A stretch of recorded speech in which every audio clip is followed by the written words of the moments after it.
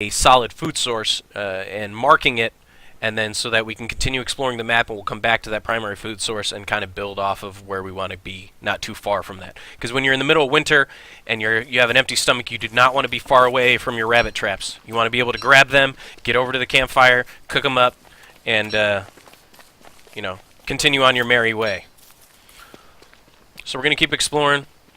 We've got a decent amount of most items. Twigs, primarily twigs and grass we need. Every time we build a fire, you're going to use some grass, so it's kind of slowly whittles away at you. You also use grass for like a million other things, so do it to it. As soon as at nightfall, when you have a full stomach with Wilson, you can survive 2 days, exactly 2 days, in normal weather, before you need to refill your stomach. And as long as these veggies stay in the green, they will give you the same amount of energy as if you ate them now or if you ate them later. And so therefore, because we are not limited by the nightfall and having to stick to a fire, use your daytime, use any kind of time where you can run around the map to your advantage, so that, like chopping down wood, things like that, you can save till nightfall. I mean, I'm not going anywhere because it's nightfall. I don't want to go too far. I don't need to run into spiders. We're kind of at the limit there, so just kind of chilling. Just kind of hanging out. Let's see if we can find another tree. There we go.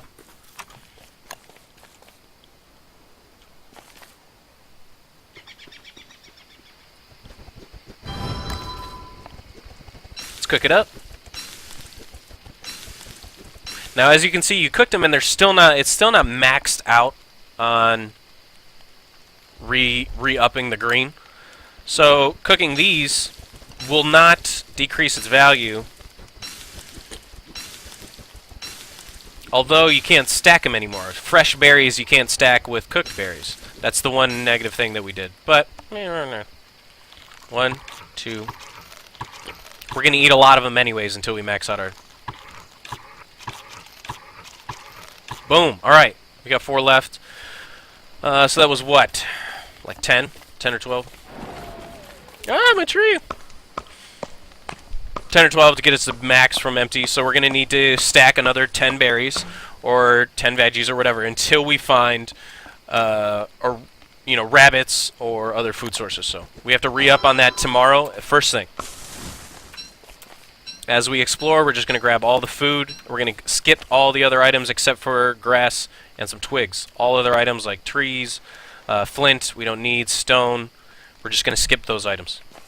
Make sure our fire doesn't go out. Add some little bit of wood to it. Keep us cooking. Pretty hate machine. That's good. That's good. I like it. What's up, dude? Dudette. What's up, person of interest? How are you? Just playing a little Don't Starve. I got 165 hours in here, so I'm not a newbie, but this is day 1 of the remake of my Don't Starve experience, because my computer crashed and was destroyed and had to be rebuilt. And so we're getting back into the rhythm. Day 3, guys. Day 3. Grab veggies. I guess we'll grab flint. Until we max out flint, I mean, if it's on the ground, might as well. So if we really need to, we could drop pine cones. We can grab those later, if we really have to. We need to explore, though. We just need to reveal the map. That is key. Love this game. I love it, too! Do that. Oh. Kappa.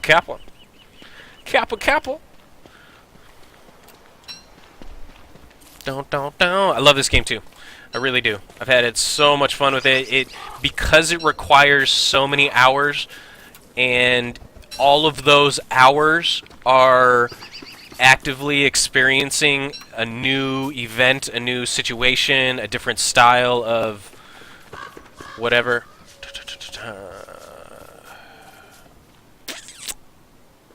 What do we do here? We drop the spear? Do we drop the spear or we come back to it? Wormhole. Do we take the wormhole? Decisions! Why so many decisions?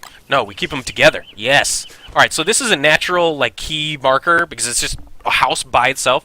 We keep both pieces together. It'll free up an inventory space, and when we come back, when we're actually finished with building our base and being ready to open the door, we'll come back and grab both those pieces together because we already know where it is on the map. So yeah. Now, if you ever need a minute to think, let's say you're frustrated, you don't want to waste time because it's daytime, and you don't want to lose out on that valuable daytime because you're trying to kick ass and win adventure mode or whatever, and it's difficult to win adventure mode. It's difficult to win because if you die, you start all over. You got to go through 5 worlds perfectly. You have to win all of them. So, tab, open up your map. It pauses the time. It allows you to think, get a strategy, plan out, whatever. Even if you're not actually looking at the map and you just need a minute to think, just tab it out, guys. Just tab it out. I know that's dumb and you guys already know that, but I'm just saying. If you need a minute to think and strategize so you don't waste any time at all, hit that tab. Hit that tab button. It's basics. It's the basics, I know. I'm just letting you know. I'm just letting you know. I like challenge. Exactly. Exactly. That's why I'm here too. I love the challenge. I love I like that I said on stream that I would not quit. I would beat this game. I can do it. I have the talent. It's just a difficulty of it, It's not gonna. Sometimes you're just gonna run across things that'll mess you up, and every time you fail, you learn something. You learn how to deal with the spiders better, or how to deal with the mechanical laser beak birds, better. So yeah. I definitely agree. The challenge is what makes this game amazing. And constantly just having new and different experiences. 160 to 70 hours of different experiences, Different reactive situations. It's good. It's a really good game. Creative. They're constantly updating the game too, which is really cool. You guys just saw when I fired up the game. If you guys look at the front screen, they're doing a Halloween mod. They're having a Halloween mod where everything is Halloween oriented, I guess. I have not seen a video of it, but I'm sure there's a YouTube video showing what it's like. That's got to be fun. Just having the developers of a game that you love just hanging out, creating mods for you to have fun with. That's pretty sweet. That is pretty sweet. Wow, that was a huge, big circle of not too much, other than just stone. I mean, we needed stone. We had to stack it. We are stacked to the brim. So, all right, grass and twigs. That's what we need before nightfall. We're just trying to cover ground right now, basically. We're just trying to cover a decent amount of ground. I have faith. Yeah, sometimes you have to tell yourself that because you're getting your ass kicked so hard, and you thought you had there's a few times where I was like, oh, I got this, and then I died, and I was like, wow, I just lost everything. Damn it. It hurts. Yeah, it's Dark Souls. When Dark Souls came out on Xbox 360, and it had just released, people complained that it was so hard, and people didn't understand it, and there's this big rage about it on the first wave.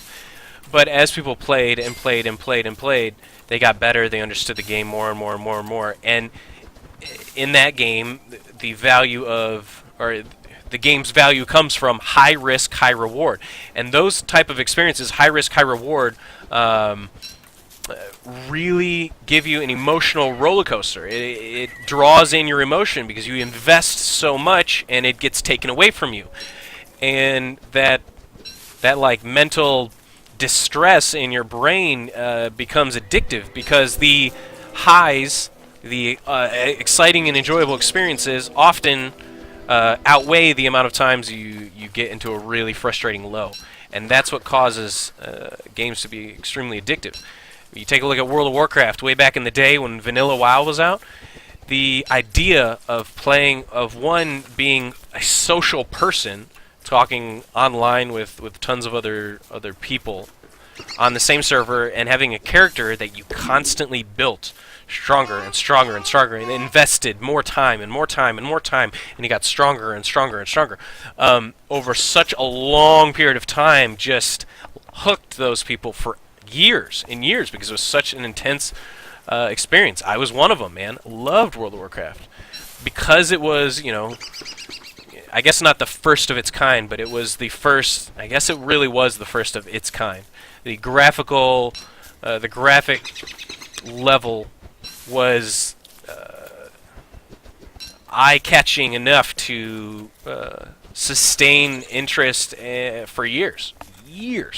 So good. And Don't Starve, in its own way, is very, very addictive because of its take it away, take it away. You know, if you fail, if you mess up one time, and which this game is difficult enough that no matter what, you're going to pretty much mess up once in a while. Alright, we're getting there. I've been trying to grab as much grass and twigs to stack out maximum stacks because we got plenty of veggies right now for another 2 days, which is good. It's springtime, it's no big deal. Just about to hit nightfall. Gotta always keep an eye on that. We've got to eat these, but I'm just gonna grab as much grass as I can. I'm gonna start leaving the carrots because carrots don't respawn. Berries will respawn over time. The bushes will respawn berries progressively. So it's good to grab berries. They're still green. No, we'll not cook. We'll cook a few. Max out. We'll max out.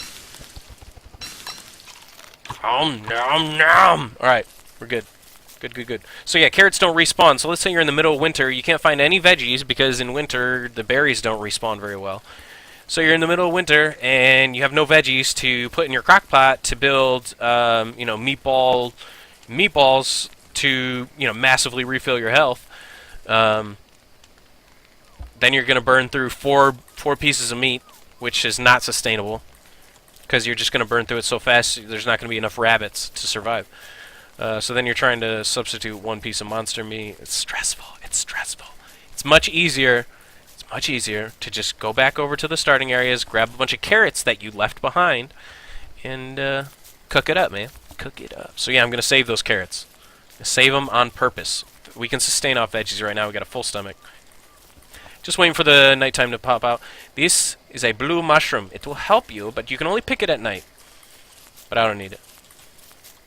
I don't need it right now. It helps you with the sanity, I think. I think it helps with the sanity. Alright, this campfire should be just enough. Alright, where are we going? Alright, so what we're going to do is I'm probably going to climb up here. We're going to check out and see if we can find a decent amount of rabbit holes or beefalo packs on the grassy areas, which is where they're going to show up. If we don't find too much, we're just going to keep exploring the edges. We're just going to keep exploring. That is what we do. Dun, dun, dun, dun, dun. We're pretty good. Right now, we're kind of running, it means day 4, and we have yet to build a base. We're really going to start, there we go. See, 1, 2, 3, 4, that's nice. More rabbits.